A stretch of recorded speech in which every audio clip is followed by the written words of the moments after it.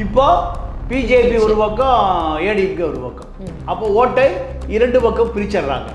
பிரித்த பிறகு மிக எளிதாக திமுக ஜெயிக்கலாம். கட்சி பேர் சொல்ல விரும்பல, ஒரு கூட்டணி கட்சி தலைவர், அவரை நான் சந்தித்தேன். அப்போது அவர் சொன்னார், திமுக எங்களை மதிப்பதே இல்லை. 39 வேட்பாளர்களுக்கும் இதுதான் அவர்களுக்கு மிகுந்த மனதைரியத்தை கொடுத்துருக்கு.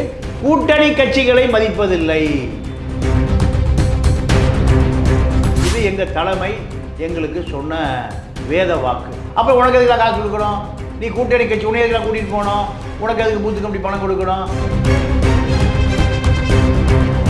சார், அதில் வந்து முதல்ல கன்னியாகுமரியில் வந்து எவ்வளோ தூரம் பிஜேபி ஜெயிக்கும், ஜாஸ்தி ஓட்டில் ஜெயிக்கும்ன்ற மாதிரியும், ரெண்டாவது இடத்துல பிஜேபிக்கும் போலி பிரசாந்த் கிஷோர் இவர்கள் ஸ்ட்ராட்டஜி நீங்கள் உருவாக்குவதற்கு இவர்களுக்கு கோடிக்கணக்காக அள்ளி கொடுக்கப்படுகிறது.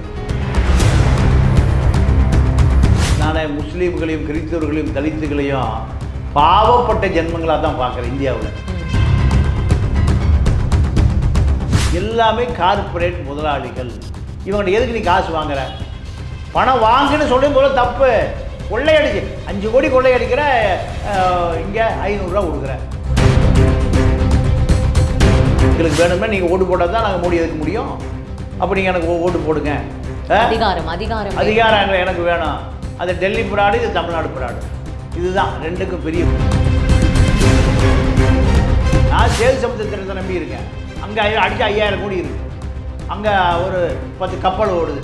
உன்னை நம்பியார கப்பலை ஓட்டுறேன். மக்கள் தான் பாவம். இந்த பெரிய பண மூட்டைகளுக்கு. ஆமாம், தினத்தந்தி என்ன பண்ணா, மொத்த பக்கத்தையும் திமுக கடமான வச்சுட்டான், இந்த பக்கம் பிஜேபி கடமான வச்சுட்டான். ஆக மொத்தம் இப்போ என்னன்னு கேட்டிங்கன்னா,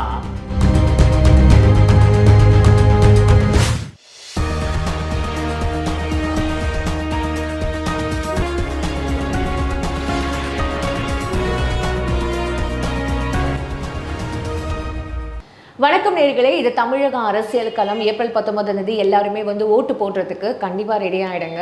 மை ஓட் மை ரைட், அது யாருமே மறக்காதீங்க. இன்னைக்கு நம்மளோட தமிழா பாண்டியன் சார் இருக்காரு. நிறைய விஷயங்கள் அவர்கிட்ட பேசி தெரிஞ்சுக்க போகிறோம். நிகழ்ச்சிக்கு போகலாம். வணக்கம். வணக்கம் சார். தேர்தல் பிரச்சாரம் சூடு பிடிச்சிட்டு இருக்கு. இந்த டைமில் வந்து நிறைய இடத்துல வந்து ஒரு பெரிய இது வந்து கோரிக்கையா இல்லை வந்து உண்மையாகவே நடக்கிற விஷயம் எந்த தென் சென்னை பகுதி எவ்வளோ பரபரப்பாக பேசப்பட பகுதின்றது நமக்கு தெரியும். அதை பற்றி நம்மளே நிறைய விஷயங்கள் பேசியிருக்கோம் சார். அங்கே இருக்கிற வந்து 3 கேண்டிடேட்ஸ் எவ்வளோ வந்து ஒரு ஸ்டார் கேண்டிடேட்ஸ்ன்னு வந்து பிரபலமாக பேசப்படுறவங்க, தமிழச்சி தங்கப்பாண்டியன் அவர்களாகட்டும் சரி, தமிழிசை அவர்களாகட்டும் சரி, இல்லை ஜெயவர்தன் அவர்களாகட்டும் சரி, யாருமே வந்து அவங்க ஜனங்களை போய் பிரச்சாரத்துக்கு கூட போகலை. ஆனால் இவங்க எப்படி வந்து வேட்பாளர்கள் வந்து பிரச்சாரத்துக்கே வரல, ஆனால் எங்களுக்கு ஏதாவது கொரோனா மட்டும் வந்து செஞ்சுடுவாங்களா அப்படின்ற மாதிரி பேசுகிறாங்களே சார். இது என்ன சார்? இது இப்போது தமிழ்நாடு முழுக்க என்ன நிலவரம்னா, திமுகவுக்கு எப்படினாலும் ஜெயிச்சிடுவோம். இல்லை, அது எப்படி நீங்கள் கேளுங்க. நீங்கள் போன முறை அதிமுக பிஜேபி கூட்டணி, இந்த கூட்டணியிலேயே திமுக அலையில் ஜெயிச்சது. இப்போ பிஜேபி ஒரு பக்கம், ஏடிஎம்கே ஒரு பக்கம். அப்போ ஓட்டை இரண்டு பக்கம் பிரிச்சிடுறாங்க. பிரித்த பிறகு மிக எளிதாக திமுக ஜெயிக்கலாம். 39 வேட்பாளர்களுக்கும் இதுதான் அவர்களுக்கு மிகுந்த மனதைரியத்தை கொடுத்துருக்கு. கூட்டணி கட்சிகளை மதிப்பதில்லை. நான் கட்சி பேர் சொல்ல விரும்பல, ஒரு கூட்டணி கட்சி தலைவர், அவரை நான் சந்தித்தேன்.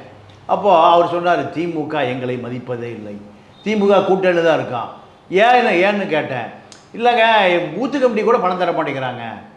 ஏன்னா அதிமுக பிஜேபி கூட்டணி ஒன்றா இருக்கும்போதே நாங்கள் ஜெயித்தோம். இப்போ சொல்லவே வேண்டாமே, ரெண்டு தனித்தனியாக ஓட்டை பிரிக்குது. அதனால் மிக எளிதாக நாங்கள் ஜெயிச்சிருவோம். இது எங்கள் தலைமை எங்களுக்கு சொன்ன வேத வாக்கு. அப்புறம் உனக்கு எதுக்கு காசு கொடுக்கணும்? நீ கூட்டணி கட்சி உன்னை எதுக்கு கூட்டிகிட்டு போகணும்? உனக்கு அதுக்கு பூத்து கம்பெனி பணம் கொடுக்கணும்? எல்லாம் மிச்சம், பணம் பூரா மிச்சம். பணம் நீங்கள் இதில் டிஆர் பாலுக்கு பொக்கல் லைனில் கொண்டு பூவை கொட்டுறான். தொகுதிக்கே வரமாட்டார் அவர். அவர் கப்பல் கம்பெனி அதிபர். அவர் முதலமைச்சர் ஸ்டாலின் கும்பிட்டே வர்றார், அப்படி தெனாவட்டம் போகிறார். கும்பிடாம போகிறார். கும்பிட்டாலும் ஓட்டு போடுறான், கும்பிட்டுலாம் ஓட்டு போடுறான். உனக்கு எதுக்கே கும்பிடணும்? உங்களை நம்பி நான் இல்லை. நான் சேது சமுத்திர திட்டத்தை நம்பி இருக்கேன். அங்கே அடித்தா 5000 கோடி இருக்குது. அங்கே ஒரு 10 கப்பல் ஓடுது. உன்னை நம்பியாட கப்பலை ஓட்டுறேன்.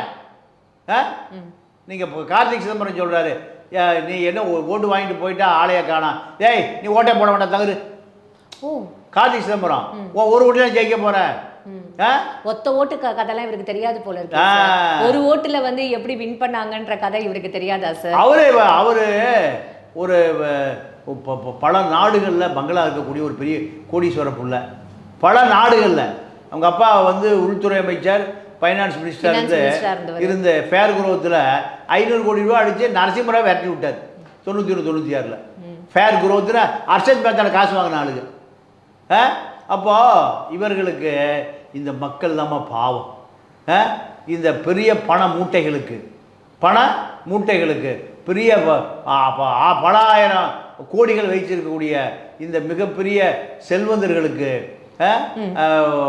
அரபு சேக்குகளுக்கு, இவங்களுக்கு இந்த மக்கள் ஓட்டு போடுறான்.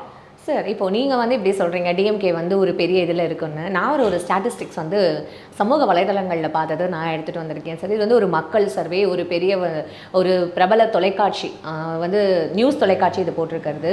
மக்கள் செல்வாக்கு அடிப்படையில் ரேங்க் பட்டியலே விட்டுருக்காங்க சார். அதில் வந்து முதல்ல கன்னியாகுமரியில் வந்து எவ்வளோ தூரம் பிஜேபி ஜெயிக்கும், ஜாஸ்தி ஓட்டில் ஜெயிக்கும்ன்ற மாதிரியும், 2வது இடத்துல நெல்லையும், 3வது இடத்துல பெரம்பலூரும், அது மட்டும் இல்லாமல் 4வது இடத்துல மத்திய சென்னையும் கோவையும், 5வது இடத்துல தென் சென்னையும், 6வது இடத்துல தஞ்சாவூர்னு போட்டிருக்கு சார். பிஜேபி இவ்வளோ ஸ்ட்ராங்காக இவ்வளோ இந்த 6 பிளேஸில் கண்டிப்பாக வந்து ஒரு நிறைய வாக்கு வித்தியாசத்தில் வின் பண்ணுன்ற மாதிரி வந்து மக்களோட கருத்தாக இருக்கே சார். இது பிஜேபி வந்து ஒரு போலி பிரசாந்த் கிஷோரை உருவாக்கி கொடுத்துருக்கிற செய்தி. இப்போ திமுகவுக்கும் ஒரிஜினல் பிரசாந்த் கிஷோர் இருக்கார், அதிமுகவுக்கு நிர்மல் இருக்கார், பிஜேபிக்கும் போலி பிரசாந்த் கிஷோர். இவர்கள் ஸ்ட்ராட்டஜி உருவாக்குவதற்கு இவர்களுக்கு கோடிக்கணக்காக அள்ளி கொடுக்கப்படுகிறது. நீங்கள் தினமலர் பத்திரிக்கை பார்த்தீங்கன்னா திமுக விளம்பரத்தையே போட மாட்டான் எந்த காலத்துலையும். இப்போ கோடிகளை வாங்கி கொண்டு முதல் பக்கத்தை கொண்டு அறிவாளத்தில் அடமானம் வச்சுட்டாங்க. முதல் பக்கத்தை ஆமாம் தினத்தந்தி என்ன பண்ணான், மொத்த பக்கத்தையும் திமுக அடமானம் வச்சுட்டான், இந்த பக்கம் பிஜேபிக்கு அடமானம் வச்சுட்டான். ஆக மொத்தம் இப்போ என்னன்னு கேட்டிங்கன்னா தேர்தல் திருவிழா வசூல் நல்லா நடக்குது, ஊடகங்களுக்கு நல்லா நடக்குது. அதனால் எந்த பத்திரிகை திருப்பினாலும் சரி முதல் நாள் 16 பக்கம் பிஜேபி விளம்பரமாக இருக்குது, அடுத்த நாள் 19 பக்கம் திமுக விளம்பரமாக இருக்குது, அதுக்கடுத்த நாள் அதிமுக பக்கமாக விளம்பரம் கொடுக்குது. கோடிக்கணக்காக இந்த ஊடகங்களுக்கு வசூலாகுது. மக்களுக்கு என்னையா சொல்கிற, மக்களை அவன் நாசமாக போட்டோம். வீரப்பா சொல்லுவார், நாடும் நாட்டு மக்களும் நாசமாய் போக வசனம் வருது. ஆமா சார், அவர் இவரு சார், அது எம்ஆர் ராதா அவர்கள், நாடும் நாட்டு மக்களும் நாசமாய் போக. அப்போ அதே போல மீடியாக்கள், மக்களை காப்பாற்ற வேண்டிய மீடியாக்கள் பூரா இந்த அரசியல் கட்சியிட்ட கோடிக்கணக்காக விளம்பரத்தை வாங்கிட்டு, கோடிக்கணக்காக யூடியூப் சேனல்களே விலை பேசப்பட்டது. 1 லட்சம் சப்ஸ்கிரைபர் இருக்கீங்களா, 5 லட்ச ரூபா உங்களுக்கு, எங்களை பற்றி ஆஹா ஓஹோன்னு பேசணும்.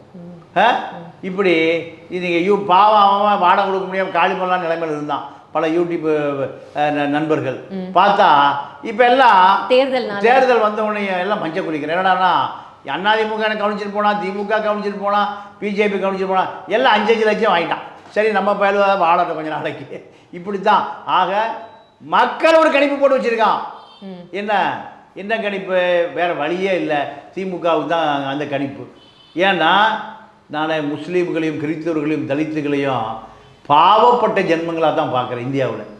அதே போல் இந்த வாக்காளர்களும் திமுக போடுறானே அவனும் பாவப்பட்ட ஜென்மங்கள். வழியே இல்லை, திமுக போட்டே ஆகணுங்கிற நிர்பந்தம்.